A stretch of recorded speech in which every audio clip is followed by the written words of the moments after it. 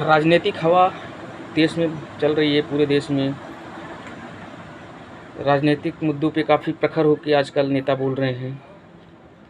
देश में राजनीतिक मुद्दों पे काफ़ी चर्चा हो रही है। राजनीति में जो मुद्दा आजकल उठ रहा है दोस्तों, रामलीला मैदान में अलग अलग नेता अलग अलग हिसाब से अपना बात कर रहे हैं। इंडिया अलायंस के बहुत सारे नेता ने अलग अलग चीज़ों से अपना टिप्पणी की है गवर्नमेंट के अगेंस्ट, सत्ता में जो है उसके अगेंस्ट। सबका अलग अलग मुद्दा है, सबकी अलग अलग राजनीति है। राजनीति जमीन बिसात बैठाते हुए बोल रहे हैं। इनकी नफ्स को क्या पकड़ पा रहे हैं?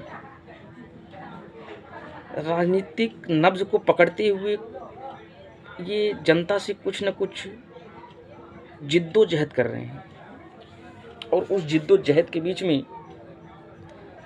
तेजस्वी यादव बात कर रहे हैं भारतीय जनता पार्टी अहंकारी हो गई है, तानाशाही रवैया अपना रही है, लोगों को जेल में डाल रही है। अखिलेश यादव पूर्व chief minister of Uttar Pradesh ये बात कर रहे हैं भैया कि इस बार भाजपा 400 पार नहीं हो रही है। 400 उद्धव ठाकरे जी बात कर रहे हैं कि भाजपा 400 पार नहीं, भाजपा इस बार तड़ी पार हो रही है। राहुल गांधी का अलग ही स्टेटमेंट है। राहुल गांधी बोल रहे हैं भाजपा मैच फिक्सिंग कर रही है, जिसमें क्रिकेट मैच में जैसे होता है खिलाड़ी, क्रिकेटर, अंपायर सारी चीज़ सेटिंग होती है, जो भी है वो सब बातें हो रही हैं। केजरीवाल अलग ही, उनका अलग ही, केजरीवाल जी, मनीष सिसोदिया जी, सत्येंद्र जैन जी, अभी संजय सिंह को रिहाई मिला है, ये लोग भी जेल में बंद हैं।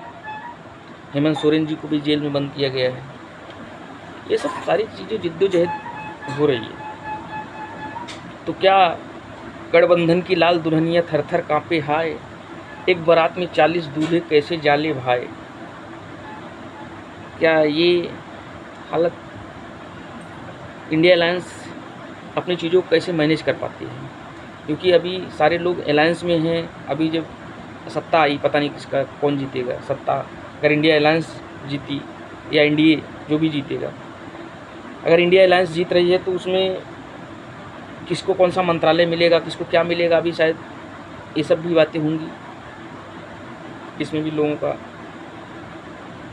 और कहीं ना कहीं उस बातों को लेते हुए, बात करते हुए एक सहमति बनी होगी, बनती होगी, तभी तो शायद उसके आगे वो लोग बात करते हैं सीटों पे जो अलायंस होता है लड़ने के। अलग अलग क्षेत्र में अलग अलग जो छत्रप हैं, कहीं ना कुछ टर्म कंडीशन उस हिसाब से बात तो हुआ ही होगा डेफिनेटली राहुल जी के साथ में।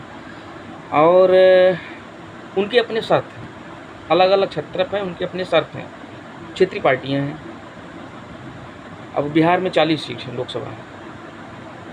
अब बिहार में तेजस्वी यादव के साथ जो समझौता होगा अलायंस का, उनका अलग है। अखिलेश यादव उत्तर प्रदेश में जो समझौता हुआ होगा वो अलग है। तो सारी जिद्दोजहद होते हुए,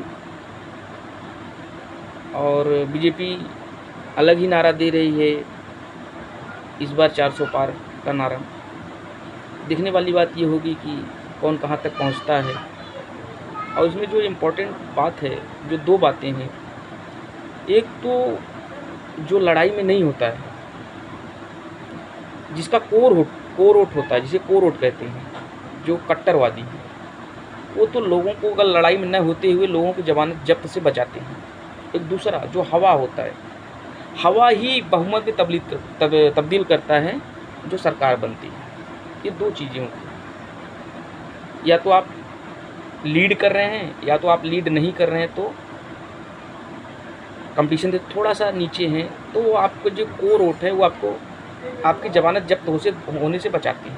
और यदि हवा है, माहौल है, तो वो माहौल बहुमत में तब्दील करता है, जो सरकार बनाने में आसानी होती है। बहुत बहुत धन्यवाद, बहुत बहुत।